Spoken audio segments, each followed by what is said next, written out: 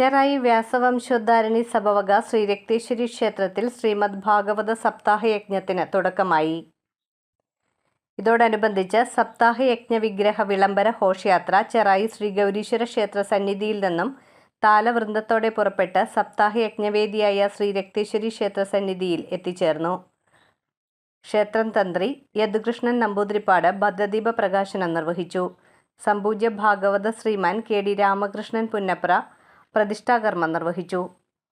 തുടർന്ന് നെൽപ്പറ സമർപ്പണം, ആചാര്യവരണം, സമർപ്പണങ്ങൾ, ഭാഗവത മാഹാത്മ്യ പാരായണം എന്നിവ നടന്നു. ഭാഗവത ശ്രീമാൻ കെ ഡി രാമകൃഷ്ണൻ പുന്നപ്രയാണ് യജ്ഞാചാര്യൻ.